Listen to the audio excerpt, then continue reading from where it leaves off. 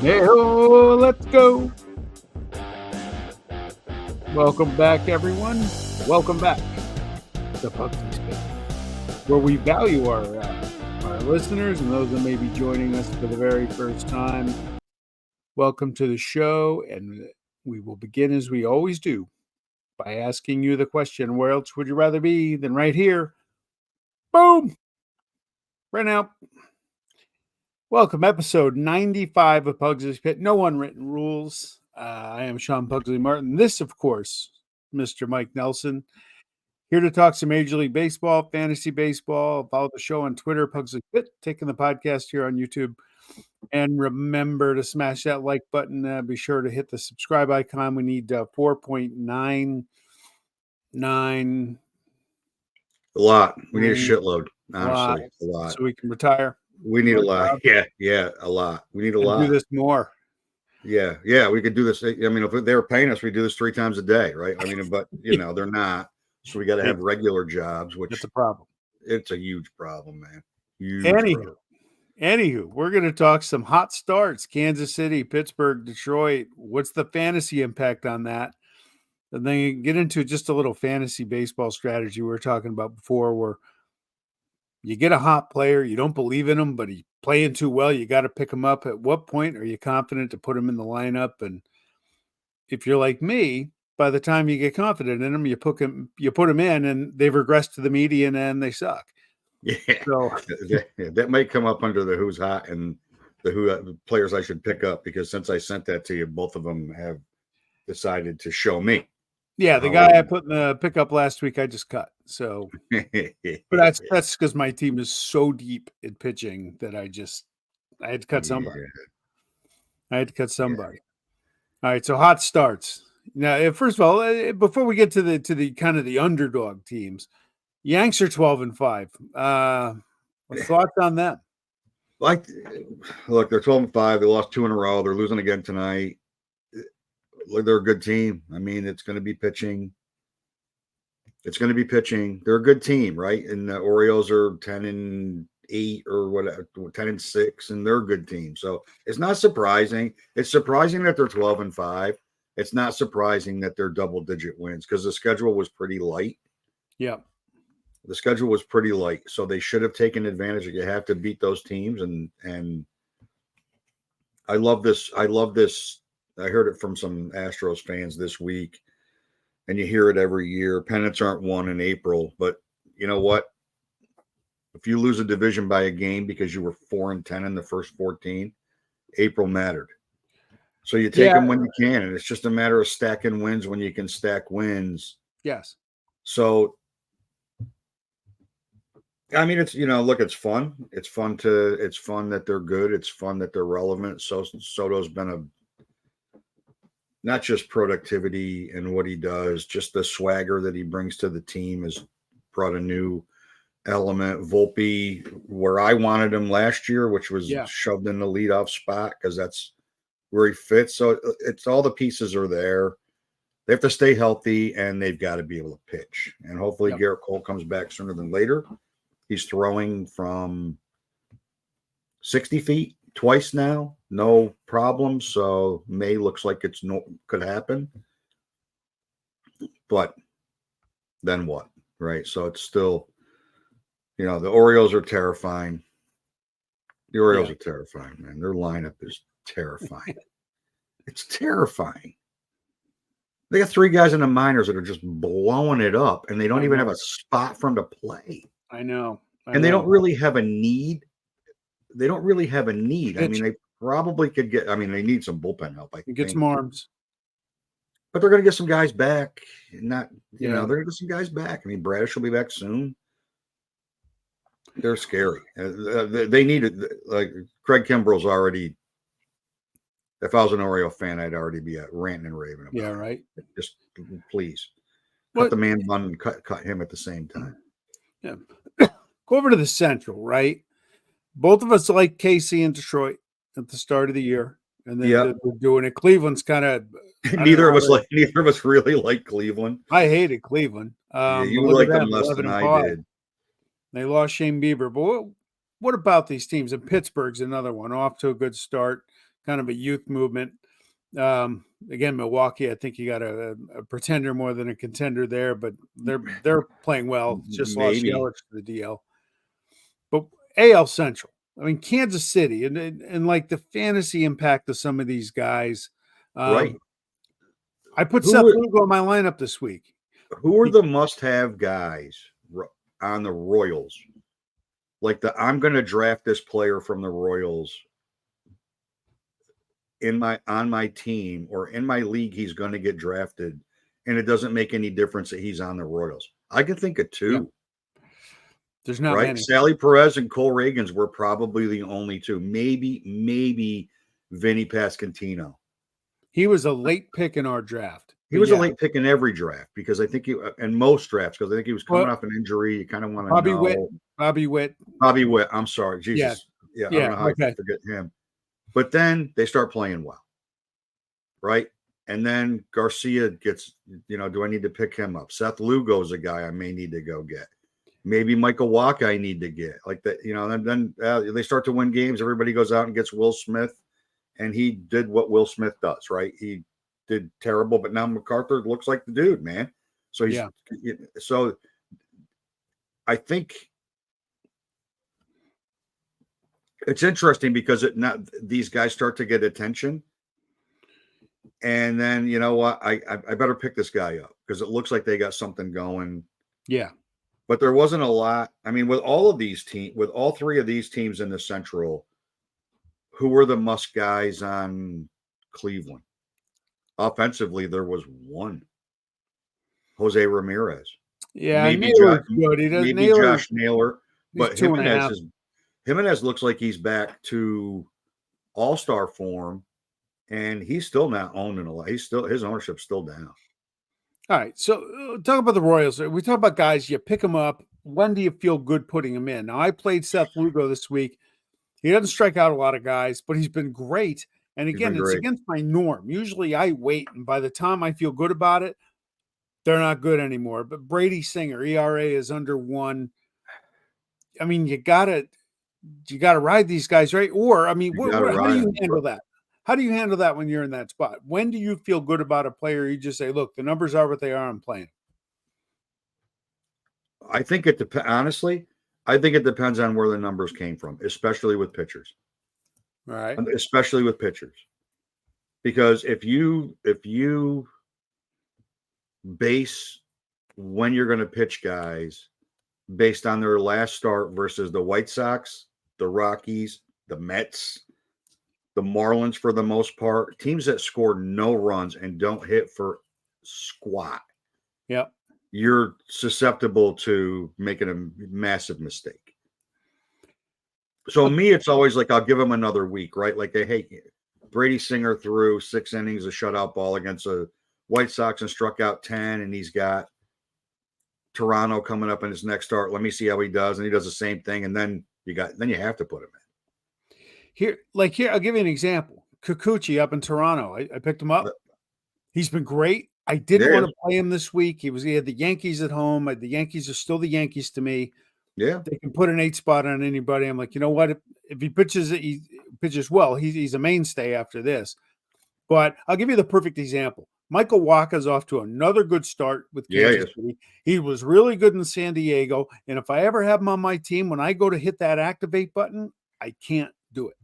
No, when I go to hit the activate button with him, I end up dropping him. Because I'm afraid he's going to destroy me. But he's become a very good pitcher. Very serviceable. Very serviceable. Well, in a league where, in a world that we live in, fantasy-wise, where pitching's not very deep. No.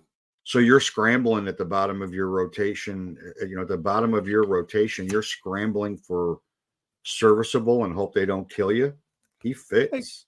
He's got an ERA of 4, whip of 1.06, just about a strikeout an inning. He's on a good team. Right. And he's a veteran pitcher. He's been around.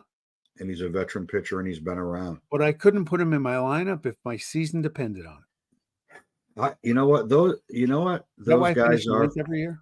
I miss a lot of. I miss picking up a lot of guys because of that. He's off to a hot start. I'm never going to play this guy. I've had him Yep. before. He burnt me to a crisp. I Yep. hate him. Why am I going to pick him up and use a roster spot when I could go out and after Mitch Keller got off to a terrible start for the Pirates, people started dropping him and go get him. Or I'd rather take the flyer and hope that Brady Singer's 2022 Brady Singer and not 2023 Brady Singer. I trust that more than I do Michael Wacha. It's tough. Oh, it's tough. It's tough. Like the Tristan McKenzie thing, man, has me in my head spinning. Because I thought he'd be back from injury, and he's been not good. Not good at all. And I mean, I thought with losing Bieber, he would step up. Yeah. But that doesn't seem to have impacted the rest of those guys in that rotation. I think they're a weird team, man. They're a funny team because they seem to be playing the exact same kind of ball that they were playing when Tito was there under Stephen Vogt, and they just nitpick you to death. They just nitpick you. Yeah. But do those guys really help you? Here's the problem, right? On teams where it's a different guy every night, when as these teams get hot, and they all have those guys, right? So Detroit, you're going to draft Torkelson. You're going to those guys are going to get drafted. In Pittsburgh, O'Neal Cruz is going to get drafted. Brian Reynolds is going to get drafted. Maybe Henry Davis, especially when it looked like he was going to catch. And then you get all these other guys that are starting to chip in, and they fill great roles for their teams, but they start to get attention and they catch your eye because their teams are winning and they got off to pretty good starts and they're contributing. But at the end of the day, they really don't do anything for you for fantasy. They really don't, right? Okay, you're going to hit 290. You're going to end the year hitting 280 with 15 homers, 55 RBIs, 70 runs scored, 8 stolen bases. There's a bill like you could have. You could, you want that, or do you want, Adam Duvall, who's going to hit 240 with 32 homers? Like, I think it depends on what your roster needs, but you put too many of those guys in your lineup because you buy into they're hot and they're going to ride this out for the season, and maybe they got something going, and then you're middling and rotisserie, you're middling in every category, and then head to head, you're not getting enough points out of them on a weekly basis to impact your team. What about a team like the Tigers? Okay, they're off to a good start. They beat Texas today. Yeah, they did. Is there anybody there that jumps off for them? Well, I think Riley Green's a guy you got to watch because they've been talking about him for a long time, and he looks like he's starting to become a consistent contributor in that lineup. I mean, the guy to avoid on that team is Jose Baez or Javi Baez. I mean, I just can't believe. Talk about a guy that got paid, but Jack Flaherty looks like he might have found a fountain of youth there. Yeah, right. Clearly, you want Jason Foley because if they're going to win games, they're going to be tight games. They don't score a lot of runs, so saves and he's a low whip, not a high strikeout guy, but saves still matter.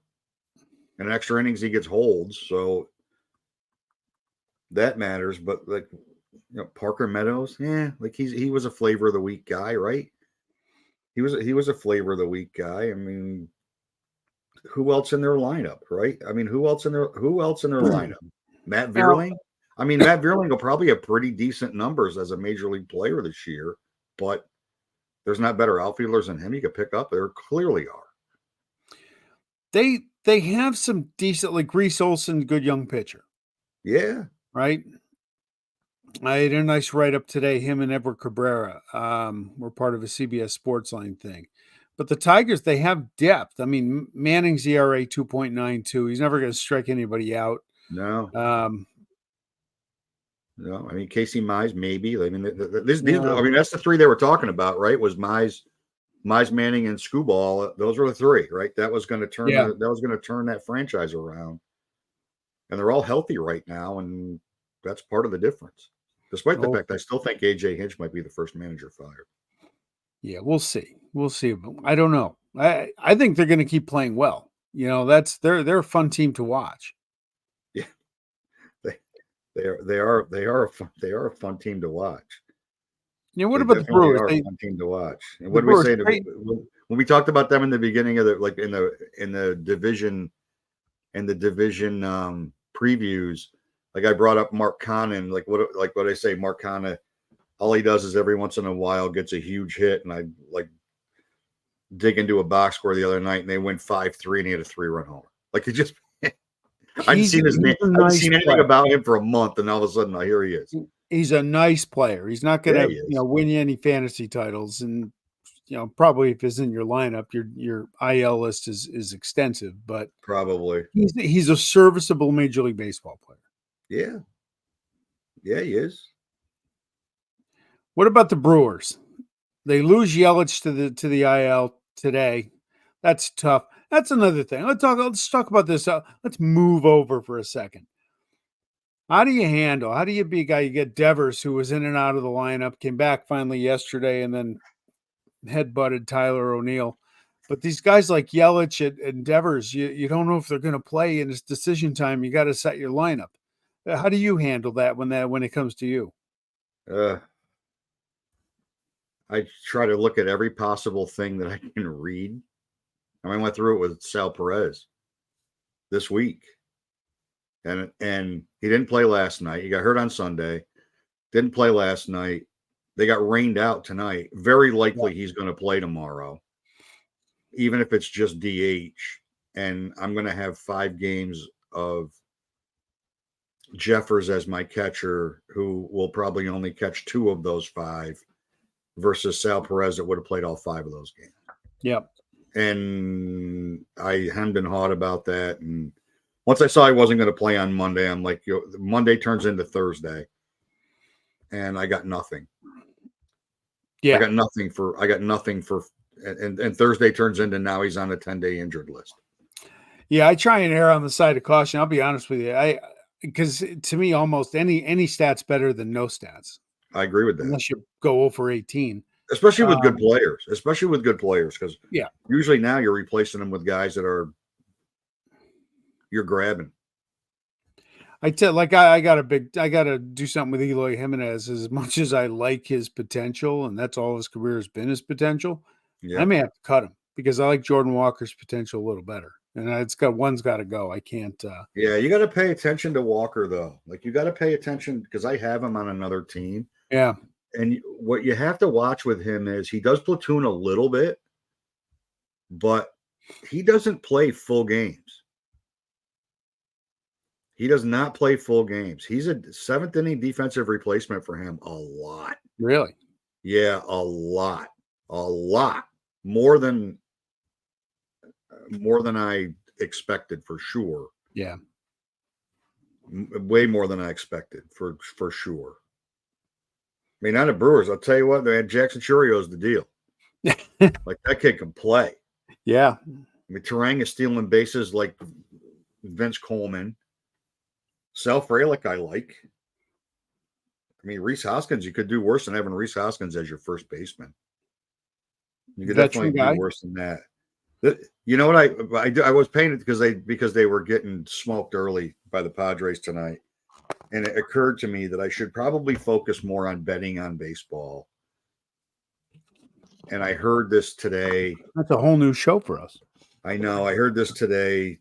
Options. When I was bombing around in the car, and they were calling it the Patrick Corbin factor, where every single time Patrick Corbin pitches, you have to bet on the other team because you have to bet the runs money line because his ERA for the last 4 years is creeping up on 6. Nice contract he got. Yep. Wade Miley pitched for the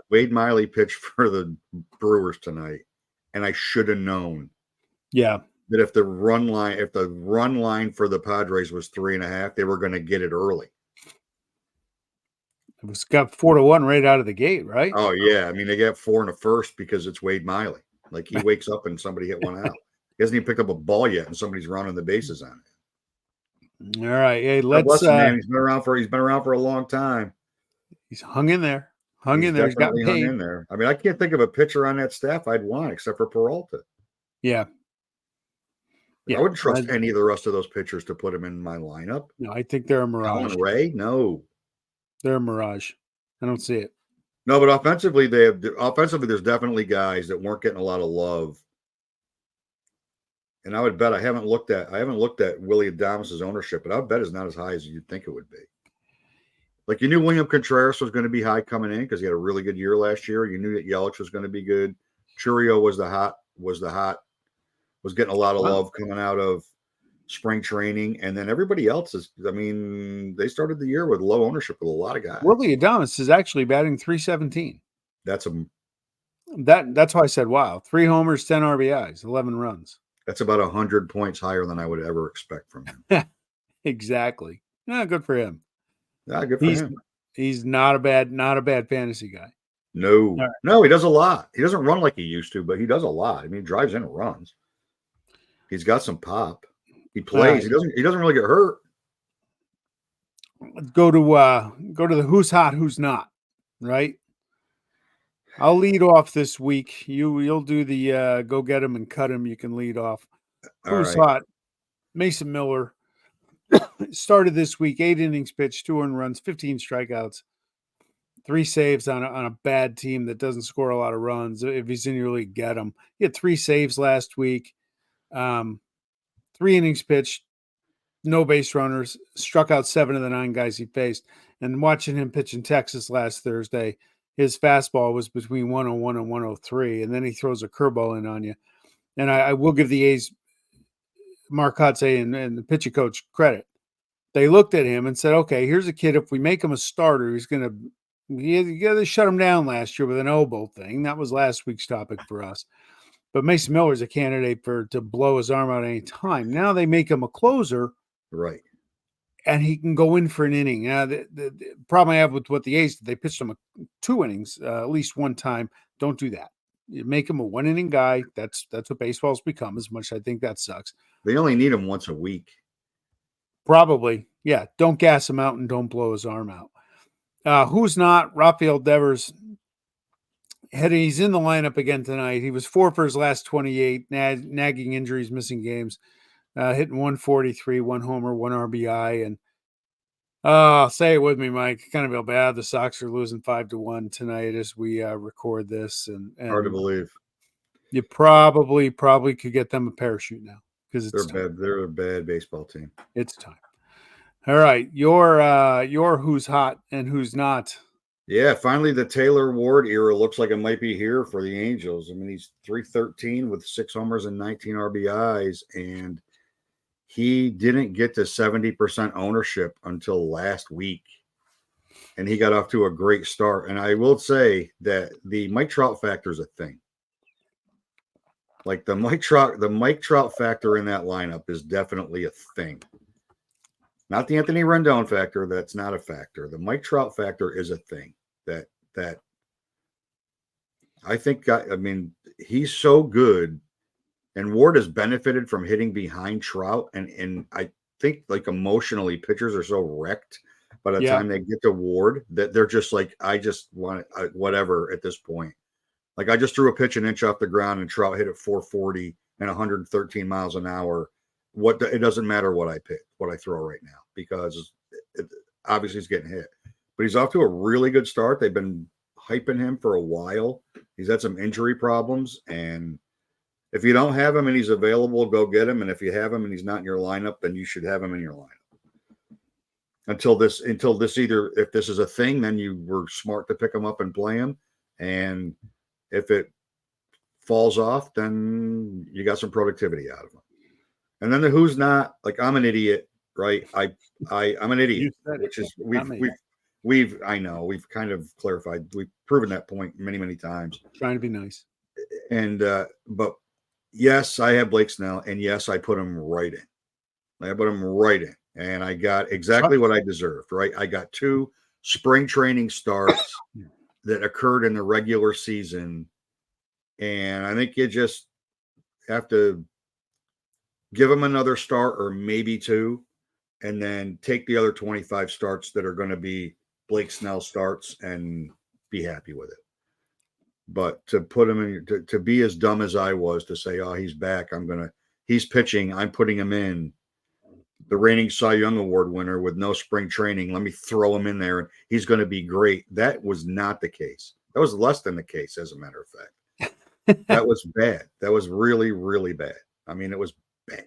2 starts of bad starts. Yeah, but you got to look forward to those 5 1/3 innings on the good starts that you're going to get. 5 1/3 innings, 1 hit, 6 walks, 13 strikeouts. Two times through. That's it. That's it. Yeah, a whip over 1 because of the walks, but close the 13 book. strikeouts. He's the MLB version of load management, the embodiment. He is. He's George Kirby's inspiration. Yeah, he's the embodiment. What do you mean? That threw 92 pitches. What more could you ask for? Yeah, well, you're gonna send me out there to throw 8 pitches. I'm not throwing more than 100. Although he was grumbling when he got lifted in the World Series a few years ago, so I'll give him a little credit. Well, he should have. He should. He should. That's what started that really. If you remember, that's what started the super outrage about pitch limit. Stupid. As he was as close to perfect as you could have possibly been without being perfect. He was phenomenal. Kevin Cash relied on his little black book, and it cost him a World Series championship. 100%. Yeah. Yeah. Could you imagine? I don't want to get too off on a team. Could you imagine Bruce Bochy going out to Madison Bumgarner in 2013 in the 7th inning and saying, "Oh, third time through, you just walk the guy. Why don't you give me the ball?" Yeah. Yeah.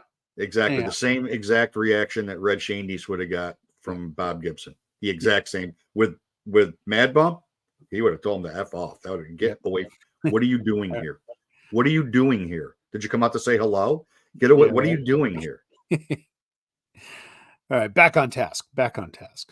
Go get him or cut him. Go. Well, I think you got to go get Brandon Marsh. His ownership is still way down. He's playing every day. He's hitting with some power. In fact, until Schwarber hit a second homer, he led the team in homers. But whatever he's done to his swing and whatever work he's done with Kevin Long, now he's driving the ball the opposite way. So he's going to produce, and they're going to score they're going to get hot, and they're going to start scoring runs in big bunches. Like, they got a lot of guys that are off the bat to slow starts. They're going to score lots of runs, and he's going to be the benefactor of a lot of that. So he's hitting 6 or 7, depending on what day it is. So he's been hitting behind Bohm and in front of Castellanos, or behind Real Muto and in front of Bohm, or, after Castellanos. They can kind of slide him depending on the pitching matchup, but he's playing. But he's playing, and he's their best option in left field, so they kind of have to play him. But he earned it. I mean, he's off to a really good start, and I don't see it not sustaining itself. And then the cut him. Like, there have been very few times in the history of this person when he was worth having in the first place. But he's already lost his job to Alex Kirilloff, of all people, in Minnesota. And what was he always known for? He's going to hit 210, but he's going to walk 1,000,000 times. So he's going to score 90 runs, and he's going to drive in 100 runs. He's not doing either of those things. Yeah. So if you can't find a better option at first base in your league, you're in an AL only league with a corner infielder and a first baseman, and he's like the last dance. He's the only guy that gets at bats that you can pick up. You cut Carlos Santana. Cut him. The Twins should cut him. Frankly, the Twins should cut him. They're not paying him much. Kikuchi has 9 strikeouts through 6 innings tonight. I know. And I'm going to play him next week as a 2-start pitcher. Yeah, you are. And he's just going to get blown up. Yeah, he's not going to get 9 strikeouts for the week next week. I know how it goes. He's going to get blown up. I know. That's how it goes for you. I thought every league had Colton Cowser in it until he got picked up in ours. And I'm like, he's only hitting 441, 4 homers, 13 RBI through 14 games on a team that's got a pretty good lineup around him. I picked him up in our head-to-head league. I saw him. I'm like, how is he not out there? So How is he? He should not be available anywhere. And that's where you get the young kid and you ride the hot hand. Oh yeah. Right. You put him in, period. And I look, I take a lot of joy and glee in the struggles of others who have wronged me over this lifetime of mine. And the Houston Astros have wronged me because they cheated. They're cheaters. They're garbage can bangers. And I revel when they struggle. So watching JP France and his stupid goggles get lit up all over whatever they call that Enron Field by Texas that was just beautiful. That was beautiful. 0-2, 8.22 ERA, 1.89 WHIP, which that's hard to square. Just as Charles Barkley would say, just terrible. Just terrible. Cut him. And you know what's funny? He's not their worst starter. Yeah, I had Hunter Brown active. Hunter Brown's ERA like 16. Somebody put something out I think it was Jeff Fry put something out there and like making fun of him. And I just replied, well, at least he's throwing strikes. That's true. He's clearly throwing strikes because he's getting hit. Yeah. So his you know what? If you drafted JP France, you should have been mocked at your draft anyway. But true. That's just you know what though with him. So the same thing that we talked about with the team with the teams that you didn't expect to be hot, right? When we talked about Detroit and Cleveland and Kansas City and Pittsburgh and guys being available because you didn't have faith in them coming into the year. Yep. Nobody expected Houston to get off to the start that they're off to. Nobody. I was hoping for it. I mean, there are warning signs as to why that would have happened from last year, but like you still don't expect them to be 4-10. You just don't. And behind the but because they're a good team, guess what happens? All their guys people draft their players, right? It's Nestor Cortez getting drafted. Like I'm not necessarily sure Nestor Cortez is a fit in fantasy anymore. Yeah. So, but it's it's like it's players on it's Charlie Morton always going to get drafted, right? Or Brad Eldred going to get it's those guys that are going to get drafted because they're on good teams and they're going to win. So they get all the attention. And JP France probably shouldn't have been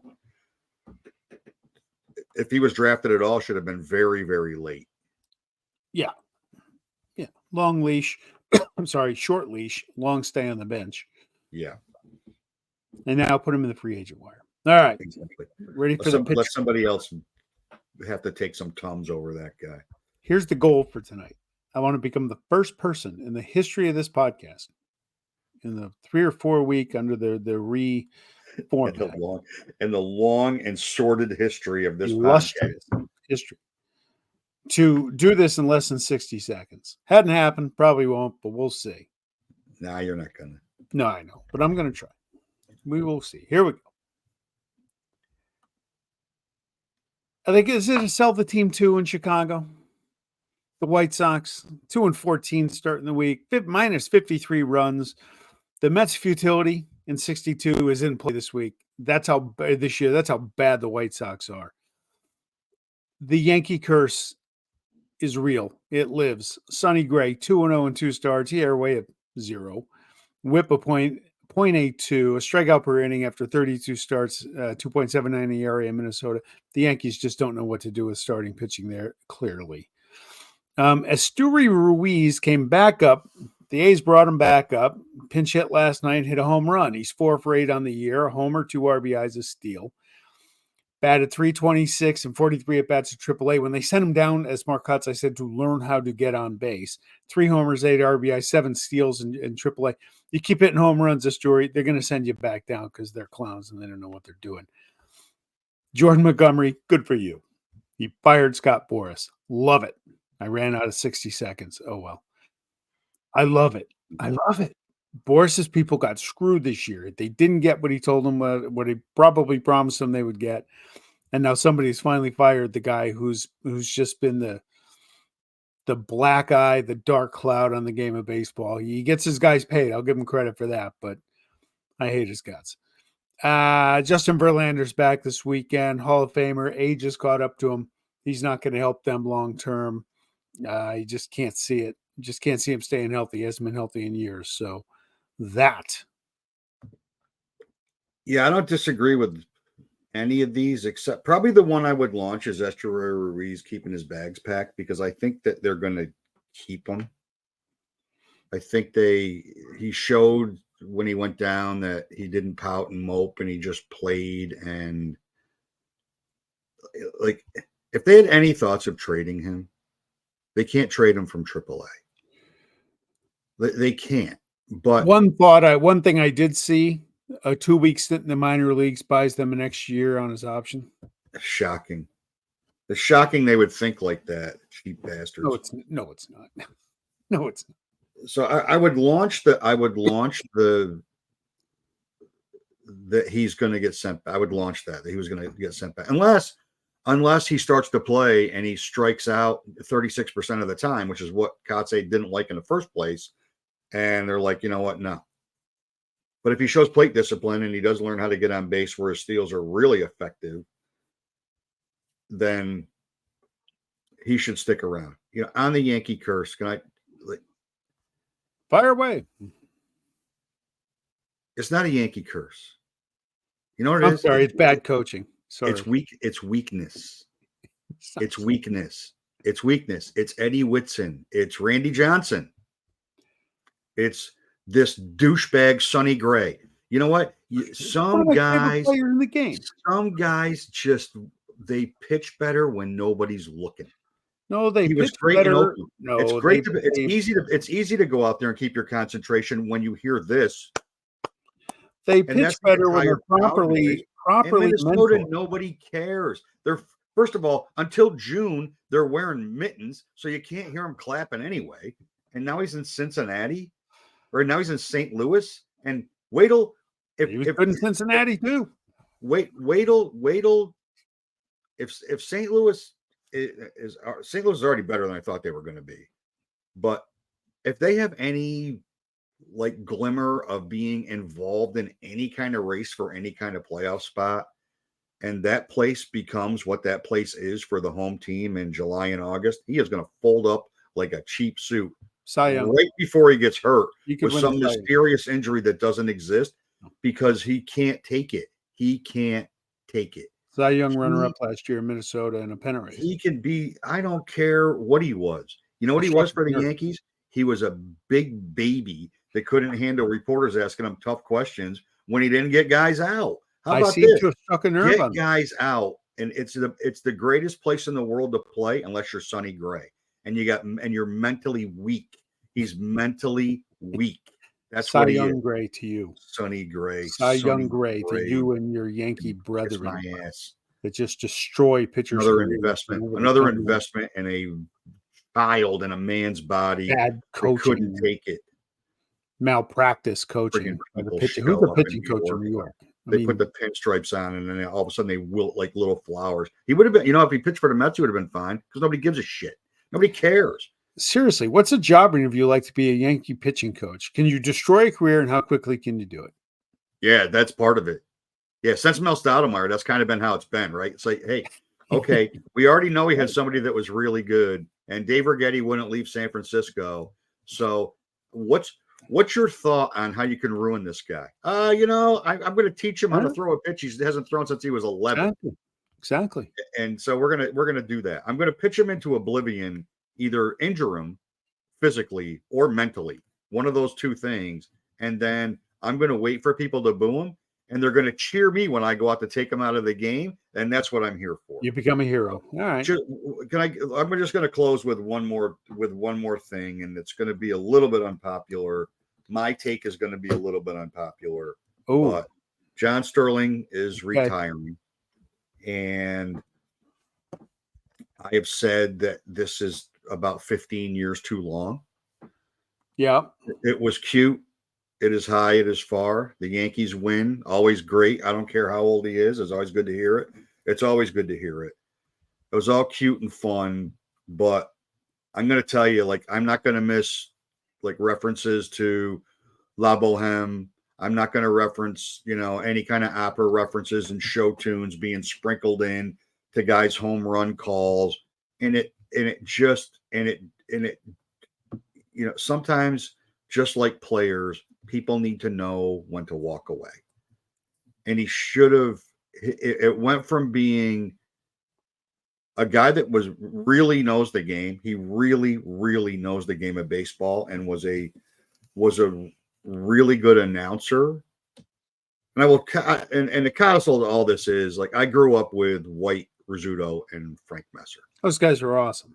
And then Bobby Mercer, who was also really good. And there's never going to be anybody like that for me again, because that's when the team started to rise again. That's when the 70s and 80s World Series started to happen. Like but he was there, and he was the voice for the core 5, and stopped calling it a core 4 because Bernie was as important as any of those guys. He was the voice of that. But the last 10 years have been a joke. It's been a disaster. Like, it's just unlistenable. It's unlistenable. And I think Michael Kay sucks. I'd still rather listen to him. Here's my problem with the Yankees, and I'll piggyback on that. My problem with the Yankees is this: all hometown announcers, radio and TV, are homers. Your only problem with the Yankees? No, I have a lot of problems. Your current problem. My problem with the broadcasting. They're homer extreme. Yeah. And it's obnoxious. That's I don't watch a lot of Yankees games unless they're a national game. Now my Liam's become a Yankee fan, so it's a little more. So I'll watch a little baseball with him. But I remember being in the office saying, "Oh, the Yankees got a day game today," and I'm flipping on the radio and being reminded of who's on the mic, and literally throwing the radio out the window. That's just me because I don't like the homerisms. It's just crazy. No, he had me listening. Like when I had baseball on the Sirius app, I would listen to the away broadcast. Yeah. I mean, I just didn't want to listen to it anymore. And God bless Susan Waldman. She's a trailblazer in her sport, but her best role was when she was interviewing players post game, and she was in the dugout. That was her best role. Yeah, those two together made me insane. They made me insane. I mean, I don't give a shit who was on a playbill from a Broadway show in 1958. I just don't. Maybe you should expand your horizons a little. You know what? I was.